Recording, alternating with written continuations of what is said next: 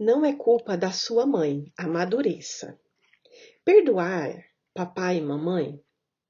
Na França e em outros países, a psicanálise freudiana, ainda que sobreviva, já não tem mais tanto valor. Mundo afora, ela já não é mais tanto um recurso terapêutico que se usa em larga escala. A psicanálise freudiana coloca o parricídio e o incesto como dois fundamentos importantes para que possamos entender a formação dos complexos. Explica a psicanálise que o parricídio é como se fosse um desejo inconsciente de matar o próprio pai. O incesto, um desejo inconsciente de copular com a própria mãe. Havia, então, a formação de sintomas, ou seja, o sujeito se tornaria deprimido ou histérico, caso não conseguisse recalcar. Formar esses complexos de modo adequado. Se o complexo não se forma de modo adequado e a culpa ainda aparece no sujeito, ele então apresentaria algum sintoma. A psicanálise freudiana se volta muito para as relações com os pais. Minha intenção não é falar sobre os fundamentos da psicanálise, mas chamar a atenção para o seguinte: uma geração de pessoas, ou uma pessoa em concreto, que coloca a culpa dos seus problemas, dos seus sintomas, de sua incapacidade de portar de modo adequado diante da vida, em um amor não recebido de papai e de mamãe. Vai se tornar fraca. É uma geração corrompida, uma geração que não contribuirá com nada para a sociedade, para aqueles que estão ao seu redor. Dito de outro modo, pessoas que colocam a culpa por tudo que não dá certo em sua vida, a culpa por seus traumas, por suas dificuldades de se portar como homem, como mulher diante da vida, em um carinho não recebido dos pais, estão, na verdade, terceirizando culpa. Quanta gente não coloca culpa por um problema sexual que esteja enfrentando, ou por uma dificuldade qualquer de relacionamento, em uma rejeição intraútero? E aí a pessoa vai a um grupo de oração e lhe dizem que ela deve, por isso, aprender a perdoar papai e mamãe. É uma bobagem. No fim das contas, agir assim é transferir culpa para a outra pessoa. É transferir a responsabilidade das nossas incapacidades. Isso, ao fim e ao cabo, é não querer amadurecer. Ora, não há correlação científica, correlação simbólica, correlação antropológica entre uma coisa e outra. Vamos falar de pessoas rejeitadas no útero. Rejeitadas verdadeiramente. Veja-se o caso do Cristiano Ronaldo, o jogador de futebol. A mãe dele tentou abortá-lo. Existe rejeição maior do que tentar matar alguém no útero? Não. E ele está lá ganhando títulos, ganhando campeonato. Ele ama sua mãe. É um filantropo. Basta um exemplo contrário para provar que esta correlação entre a rejeição intrauterina e problemas na vida adulta é só uma teoria furada. Quantas pessoas não amadurecem porque querem encontrar explicação para suas misérias, para suas derrotas, para a sua incapacidade, para a sua moleza, em uma rejeição dos pais? Se isso acontece na sua vida, se você foi rejeitado no útero, rejeitado na infância, rejeitado pelo pai, se o seu pai era um alcoólatra ou se ele o abandonou, não quis saber de você, se a sua mãe o deixou para ser cuidado pela avó, pela tia, tudo bem. Paciência, não podemos mudar o passado. Aqui está o nosso problema. A sociedade, sobretudo a brasileira, infantiliza as pessoas, não aposta na capacidade individual de ninguém. É uma sociedade que, de fato, quer todo mundo saia derrotado, de quatro, pedindo arrego, sem conseguir construir nada na vida. Não é culpa da sua mãe. Amadureça. Perdoar papai e mamãe. Na França, em outros países, a psicanálise freudiana, ainda que sobreviva, já não tem mais tanto valor. Mundo afora, ela já não é mais tanto um recurso terapêutico que se use em larga escala. A psicanálise freudiana coloca o parricídio e o incesto como dois fundamentos importantes para que possamos entender a formação dos complexos. Explica a psicanálise que o parricídio é como se fosse um desejo inconsciente de matar o próprio pai. O incesto, um desejo inconsciente de copular com a própria mãe. Haveria, então, a formação de sistemas, ou seja, o sujeito se tornaria deprimido ou histérico caso não conseguisse recalcar, formar esses complexos de medo adequado. Se o complexo não se forma de modo adequado, a culpa ainda aparece no sujeito. Ele então apresentaria algum sintoma. A psicanálise freudiana se volta muito para as relações com os pais. Minha intenção não é falar sobre os fundamentos da psicanálise, mas chamar a atenção para o seguinte: uma geração de pessoas, uma ou mais pessoa em concreto, que coloque a culpa dos seus problemas, dos seus sintomas, da sua incapacidade e de se portar de modo adequado diante da vida, em um amor não recebido de papai e de mamãe, vai se tornar fraca. É uma geração corrompida, uma geração que não contribuirá com nada para a sociedade, para aqueles que estão ao seu redor. Dito de outro modo, pessoas que colocam a culpa por tudo que não dá certo em sua vida, a culpa por seus traumas, por suas dificuldades de se portar como homem, como mulher, diante da vida, em um carinho não recebido dos pais, estão, na verdade, terceirizando a culpa. Quanta gente não coloca a culpa por um problema sexual que esteja enfrentando, ou por uma dificuldade qualquer de relacionamento, em uma rejeição intraútero? E aí a pessoa vai a um grupo de oração e lhe dizem que ela deve, por isso, aprender a perdoar papai e mamãe. Isso é uma bobagem. No fim das contas, agir assim é transferir culpa para outra pessoa. É transferir a responsabilidade das nossas incapacidades. Isso, ao fim e ao cabo, é não querer amadurecer. Ora, não há correlação científica, correlação simbólica, correlação antropológica entre coisa e outra. Vamos falar de pessoas rejeitadas no útero. Rejeitadas verdadeiramente. Veja-se o caso do Cristiano Ronaldo, o jogador de futebol. A mãe dele tentou abortá-lo. Existe rejeição maior do que tentar matar alguém no útero? Não. E ele está lá, ganhando títulos, ganhando campeonatos. Ele ama sua mãe, é um filantropo. Basta um exemplo contrário para provar que essa correlação entre a rejeição intrauterina e problemas na vida adulta é só uma teoria furada.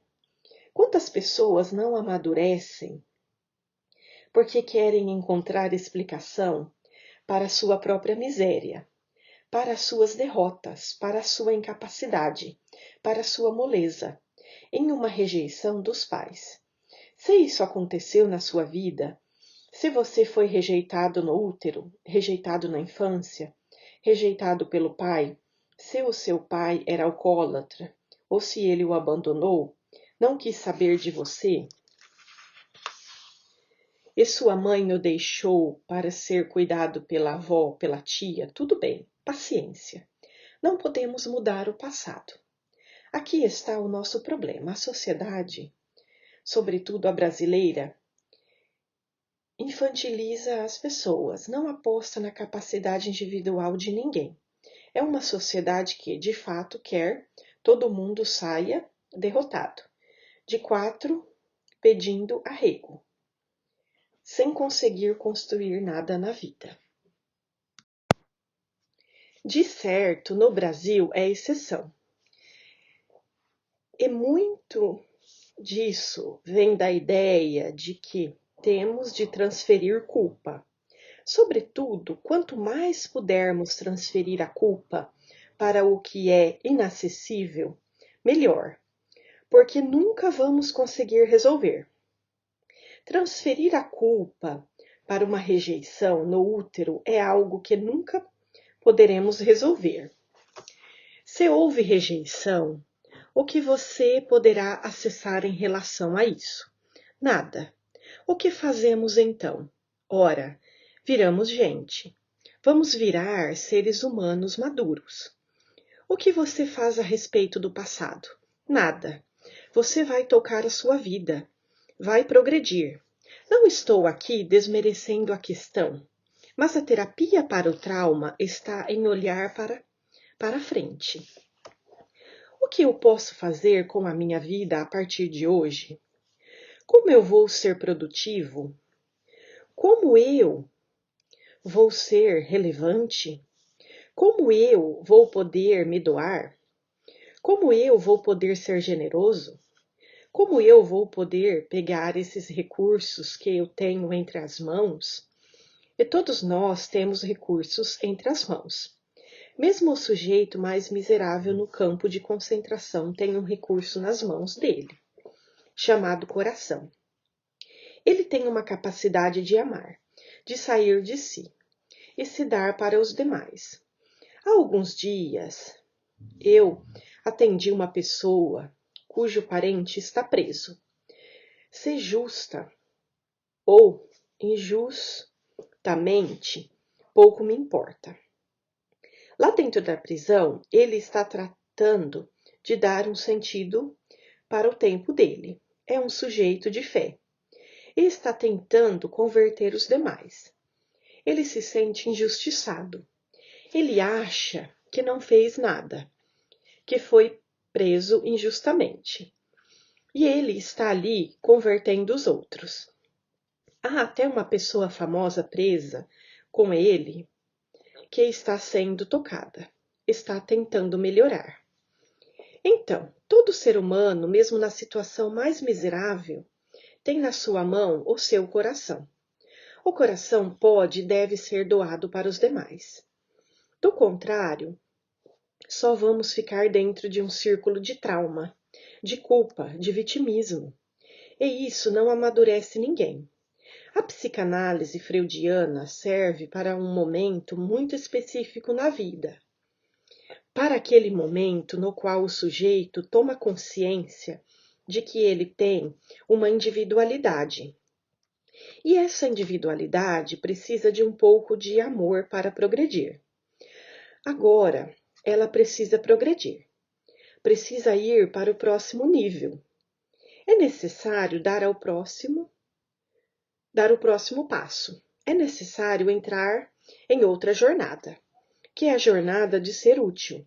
É a jornada de você estar aqui, neste mundo, não só para receber amor, mas para dar amor, para se doar, para fazer algo útil para as pessoas. Ítalo, eu não tenho capacidade de dar amor. Então, não dê amor, dê algo útil para os outros. Faça a comida das pessoas, dobre a roupa de quem você tem de dobrar. Passe a roupa de quem você tem de passar. Entregue o relatório que você tem de entregar. Acorde na hora certa. Não desarrume a sua casa. Deixe o seu carro em ordem. Conserte as coisas que você quebrou. Ouça alguém que precise de atenção. É um sujeito Não, é um jeito de dar amor. É uma opção que fazemos na vida. Você está sentindo? Eu preciso perdoar meu pai, minha mãe. Enxergue-se, você não acessa pai e mãe perdoando-os. Você acessa pai e mãe agradando-lhes. Quando entra na cabeça a maldita ideia de que temos de perdoar papai e mamãe, porque papai e mamãe foram injustos, porque papai e mamãe não deram dinheiro, porque papai e mamãe não deram apartamento, porque papai e mamãe não deram uma infância boa, porque papai e mamãe bebiam, porque papai e mamãe brigavam na minha frente, porque papai e mamãe me batiam quando era pequeno, porque papai e mamãe tentaram me abortar quando eu estava no ventre. Você vai ficar sempre no ciclo da neurose. Você nunca vai conseguir sair disso. E por um motivo. Do mesmo jeito que não desaparafusamos um parafuso com um martelo, não precisamos de chave de fenda para isto. Não conseguimos acessar pai e mãe por meio desse delírio de onipotência do perdão. Quem perdoa é Deus. Perdoa quem está em posição de perdoar. Nós não estamos em posição de perdoar nada, mas em posição de amar, de aceitar e de agradecer. O que você deve fazer com relação aos seus pais é agradecê-los pelo dom da vida. Eles podiam tê-lo matado, porque você só os incomodou durante pelo menos uns 5 anos. Criança de até 5 anos não faz nada de bom. Dá no máximo um sorrisinho, ou seja, o seu pai e a sua mãe só o mantiveram ali porque o amavam. Só o amor explica isso. Não existe nenhuma utilidade em ter filho pequeno. Eu tenho 6 filhos. Não existe nenhuma utilidade. Filho, só a porrinha. E por que mantemos essas crianças na nossa vida? Porque nós as amamos. Nós queremos tê-las ali e até nos enganarmos. Ah, o sorrisinho paga tudo. Não é o sorriso que paga tudo, é sim o amor. Um sorriso de uma criança não se compara com toda a porrinhação, com todo o custo financeiro. Você deixa de sair, você tem de acordar de noite. Mas por que fazemos isso? Porque nós amamos. Seu pai e a sua mãe fizeram a mesma coisa com você, tanto que você está vivo. Ah, não fez não, doutor Ítalo. Meu pai, claro que fez, você está aí. Veja se ficar tentando acessar pai e mãe por meio do perdão. Você está um tremendo de um canalha. Você não vale nada. Você é um trapaceiro que não entendeu nada da vida. Tenho de perdoar o meu pai, tenho de perdoar a minha mãe. Pare com isso. Quem perdoa é Deus. Perdoa quem está em posição de perdoar. Então vamos começar a aprender a amar. Vamos começar a aprender a agradecer. Precisamos nos livrar dessa influência freudiana que todo o Ocidente recebeu. Na nossa cabeça resistem ainda o desconstrucionismo, o freudianismo e o marxismo. Todos nós pensamos nessas categorias. É inescapável. Então, vamos limpar isso da nossa cabeça. Esqueça essa história de disputa entre pais e filhos. Uma dessas ideias que só atrapalham é exatamente a de achar que existe uma crise, uma disputa, um conflito entre filho e pai, entre mãe e filho. Isso não tem consistência ontológica, não tem consistência antropológica. Trata-se de um mito, uma teoria que serve para explicar meia dúzia de coisinhas. Agora você quer explicar meia dúzia de coisinhas ou quer ter uma vida plena? Uma vida que vale a pena ser vivida? Uma uma vida na qual vale a pena estar instalado. Então, o que vale a pena? Vale a pena você viver? Vale a pena olhar para a vida e respirar? O ar entrar pelo seu nariz, encher o seu pulmão? Você doar as coisas que estão no seu peito, que estão no seu coração? Sobre perdoar pai e mãe, é hora de parar com isso. Não existe perdoar pai e mãe. Existe sim agradecer ao pai e à mãe. Agradeça-lhes, pois eles lhe deram a vida. Eles o sustentaram. Eles suportaram as suas chatices. É isso que vale a pena. Quando não damos esse passo, não amadurecemos. E escolhemos viver uma vida de vitimismo. Ah, eu sou coitadinho, tenho de perdoar papai e mamãe. Você não vai conseguir perdoar pai e mãe. Não é assim que pai e mãe são acessados. Vai perdoar o quê?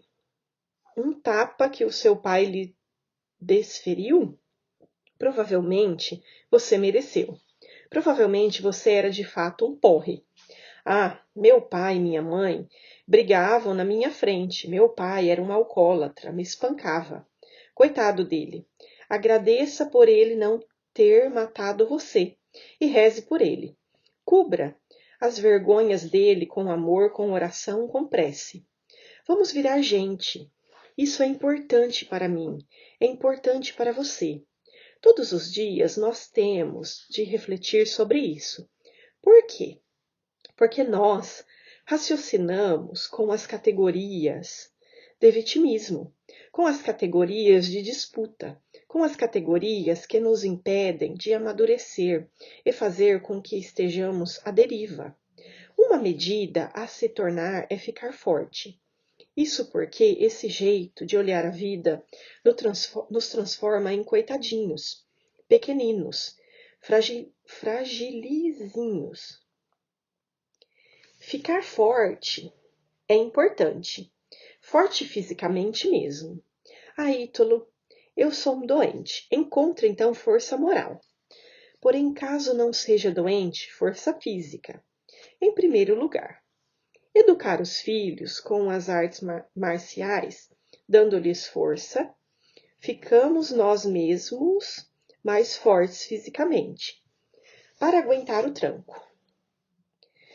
Aguentar pancada mesmo, tudo isso é importante para darmos o próximo passo.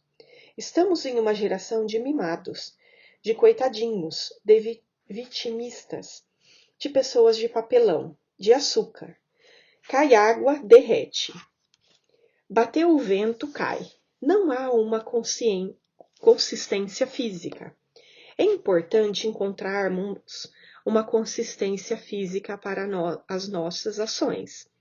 Por isso eu indico suplementação. Não estou nem aí se você quer ficar fitness, se você quer ter barriga tanquinho. Eu quero que você tenha força física, consistência, energia verdadeira. É dessa base que começamos a construir uma energia psicológica. Depois, uma energia moral e depois uma consistência espiritual. Começamos a virar seres humanos. Isso não é final de tudo. Na verdade, é o início da jornada. Agora, se não conseguirmos exorcizar o fantasma da psicanálise, o fantasma freudiano, o fantasma do vitimismo, do coitadismo, não seremos capazes de dar o primeiro passo na vida. Vamos ficar presos em uma estrutura alienante que nos impede de tomar posse do que é ser humano. Então, se alguém lhe disser que você tem de perdoar papai e mamãe, saia, vire as costas. Isso vai envenená-lo, vai envenenar a sua cabeça, vai terminar de apertar aquela estrutura, aquela jaula. Não se perdoam, pai e mãe. A eles devemos agradecer. Ah, meu pai e minha mãe são infernais. Então fique longe, mantenha uma distância física. Mas seja-lhes grato, reze por eles. Dê-lhes presente no aniversário, cuide deles quando estiverem doentes. Dê-lhes dinheiro, se eles estiverem passando necessidade. Mas nada desse papinho de perdão. Isso tem de ir embora de sua cabeça. Teremos de perdoar 2 ou 3 vezes na vida. 2 ou 3 pessoas na vida, é o máximo. Se você pensa, eu tenho de perdoar, provavelmente você é um tremendo de um cara de pau. Um tremendo de um egoísta que acha que o mundo gira ao redor do seu umbigo, ou que as pessoas devem prestar-lhe culto e vassalagem. E como não fazem isso? Você se sente maximamente defraudado. Nossa, não me deram o tributo. Eu sou o César. E como não vão dar tributo a César? Esse não é um posicionamento adequado na vida. Nosso posicionamento adequado na vida é de humildade, caminhar diante da verdade. A verdade de que nós não valemos nada. E para valermos alguma coisa, tem de haver esforço.